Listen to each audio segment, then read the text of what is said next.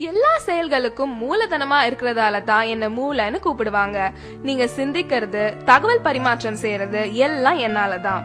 நான் ஒரு லைப்ரரி மாதிரி எல்லா விஷயங்களையும் கத்துக்கிட்டு கற்ற விஷயங்களை பத்திரப்படுத்தி வச்சு உங்களை பெரிய அறிவாளியா காட்டுறது நான் தான்.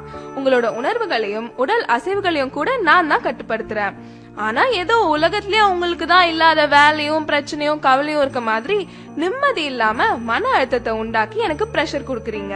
சரியா தூங்குறது இல்ல, சத்தான உணவு சாப்பிடுறது இல்ல, உடற்பயிற்சி பண்றது இல்ல, மனச அமைதியா வச்சுக்க ஒரு சின்ன முயற்சி கூட எடுக்கிறது இல்ல. இதனால எனக்கு புத்துணர்வு கொடுக்கிற ரத்த குழாய்கள் பாதிக்கப்பட்டு பக்கவாதம் வருது, ஞாபக மறதி, சிந்திக்கும் திறன், முடிவெடுக்கிற திறன் குறையுது, மனசு சம்பந்தப்பட்ட பிரச்சனைகள் கூட வருது. மது அருந்தி என் மதிய மயக்கி என்ன முட்டாளாக்குறன்ற பேர்ல உங்களை நீங்களே முட்டாளாக்கிக்கிறீங்க. எதுக்குங்க இந்த பரபரப்பு? அமைதியா வாழுங்க, நல்லா தூங்குங்க, நிம்மதியா இருங்க, புத்திசாலின்னு எனக்கு பேர் வாங்கி கொடுங்க. அதுதான் உங்களுக்கும் பெருமை, எனக்கும் பெருமை. உங்க உடம்புல எல்லா உறுப்புகளும் 1 2ன்னு தான் இருக்கும். ஆனா நான் மட்டும் தாங்க 32 இருக்கேன். நான் அதிகமா இருக்கிறதுனாலவோ என்னவோ தெரியல, நீங்க என்ன சரியாவே கவனிக்கிறது இல்ல. இன்னும் நான் யாருன்னு தெரியலையா? நான் தாங்க உங்க பல்லு பேசுறேன். நான் நீங்க சாப்பிடுற உணவை மென்னு சிறு துகள்களா மாற்றி செரிமானத்துக்கு முதுகெலும்பா இருக்கிறேன். பல்லு போச்சுன்னா சொல்லு போச்சுன்னு சொல்லுவாங்க. நான் இல்லன்னா உங்க பேச்சு கூட தெளிவா இருக்காது. நீங்க சிரிக்கும் போது உங்களை பளிச்சுன்னு அழகா காட்டுறது நான் தான். நான் இல்லன்னா நீங்க சிரிக்க கூட யோசிப்பீங்க. இவ்வளவு முக்கியமான எண்ணெய புகையில பாக்க போட்டு சிகரெட் பிடிச்சு அழுக்காக்குறீங்க.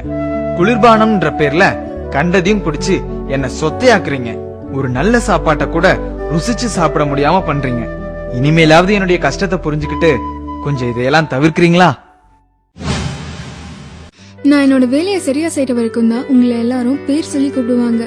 நான் என் வேலையை நிறுத்திட்டா என்னதான் உங்க அப்பா அம்மா அழகான பேர் வச்சாலும் அத மறந்துட்டு பிணம்னு சாதாரணமா சொல்லிடுவாங்க. அவ்வளவு முக்கியமான ஆளு யாருன்னு பாக்குறீங்களா? நான் தாங்க உங்க நுரையீரல் பேசுறேன். எவ்வளவு தூசும் மாசும் நிறைஞ்ச காத்த நீங்க உள்ள இழுத்தாலும் நீங்க வாழ்றதுக்கு மூல காரணமா இருக்கிற ஆக்சிஜனை மட்டும் சுத்திகரிச்சு உங்க உடலுக்கு அனுப்புறேன். ஏற்கனவே சுற்றுப்புற மாசால சிரமப்பட்டு இருக்கேன். அத புரிஞ்சுக்காம என்னைய சிகரெட்டு பீடி பிடிச்சு நச்சு வாய்களை செலுத்தி என்னைய அடைக்கிறீங்க. வேலை செய்ய விடாம என்னோட காத்து பைகளை செயலிழக்க வைக்கிறீங்க. புற்றுநோய்க்கு மட்டும் இல்லாம பல நோய்க்கு ஆளாக்குறீங்க. இது என்னோட நுரையீரல், என்ன வேணும்னா செய்வேன்ற மாதிரி என்ன மட்டுமா கஷ்டப்படுத்துறீங்க? நீங்க இழுத்து விடுற புகை உங்களையும் மத்தவங்களையும் பாதிக்குது. உங்களை அழிக்கவே உங்களுக்கு உரிமை இல்லாத போது மத்தவங்களை அழிக்க உங்களுக்கு என்ன உரிமை இருக்கு? பூவை போன்றவள் நான், சாம்பல் நிரப்புற கிண்ணம் இல்ல. விடுங்களேன், வேண்டாமே, வாழுங்க, வாழ விடுங்க. ஹலோ, கொஞ்சம் நில்லுங்க. என்ன கேக்குதா? நான் தான் உங்க இதயம் பேசுறேன். இதயம்னு சொன்ன உடனே உங்களுக்கு ஞாபகம் வர்றது உங்க காதல் தான். இப்படி காதலின் சின்னமான என்னையும் கொஞ்சம் காதலிக்கலாம்ல.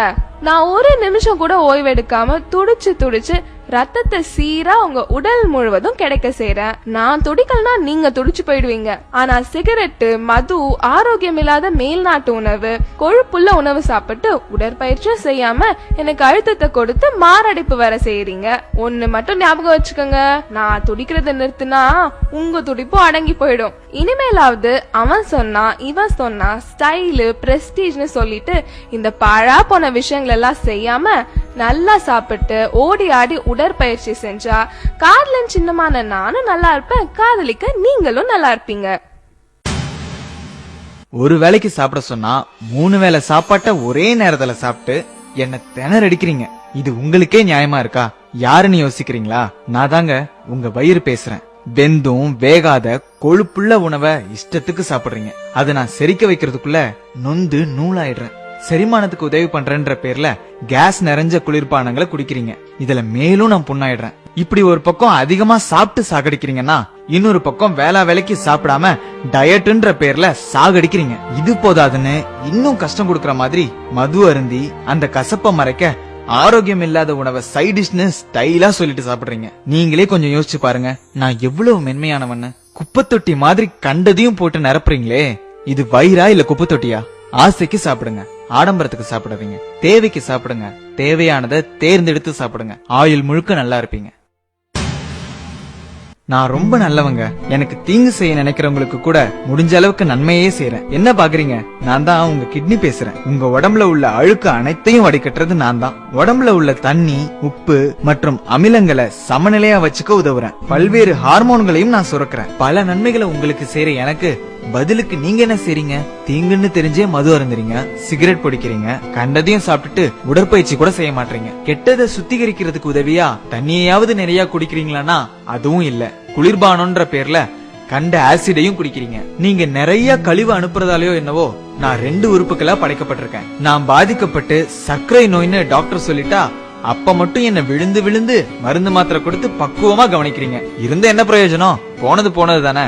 இனியாவது கண்கட்ட பிறகு சூரிய நமஸ்காரம் செய்யாம புத்திசாலியா இருப்பீங்களா? நான் ஒரு சுத்திகரிப்பு ஆலை, ஒரு சேமிப்பு கிடங்கு. பல வேலைகளை ஒன்னா செய்யறேன். யாருன்னு பாக்குறீங்களா? நான் தாங்க உங்க லிவர், அதாங்க கல்லீரல். உங்களுக்கு எங்கேயாவது அடிபட்டுச்சுன்னா ரத்தம் வெளியே போகாம உரைய வைக்கிறது நான் தான். நீங்க சாப்பிடுற எல்லாத்தையும் செரிக்க வைக்கிறதும் நான் தான். உங்க ரத்தத்தை சுத்திகரிச்சு உங்களுக்கு தேவையான சக்தியையும் நான் சேமிச்சு வைக்கிறேன். இது மட்டும் இல்லாம பல விட்டமின்களையும் மினரல்களையும் கூட நான் தான் சேமிச்சு வைக்கிறேன். மது குடிக்கிறதாலையும் கண்ட குளிர்பானங்களை குடிக்கிறதாலையும் பதப்படுத்தப்பட்ட ஆரோக்கியம் இல்லாத உணவை சாப்பிடுறதாலையும் என்னோட சுத்திகரிக்கிற திறமை இழந்து புற்றுநோய்க்கு கூட ஆளாகிறேன். 100 ரூபாய் டாக்டருக்கு ஃபீஸ் கொடுக்க கஷ்டப்பட்டுட்டு சின்ன சின்ன பிரச்சனைகளுக்கு எல்லாம் நீங்களே பெரிய டாக்டர் மாதிரி மருந்து மாத்திரை வாங்கி சாப்பிடுறீங்க. இதுக்கு பதிலா எனக்கு விஷத்தையே கொடுத்துடலாம். 100 ரூபாய் மிச்சம் பிடிக்கிறேன்னு 500க்கும் மேற்பட்ட வேலைகளை செய்யற என்ன கஷ்டப்படுத்தி நீங்களும் பல ஆயிரங்களை இழக்கிறீங்க.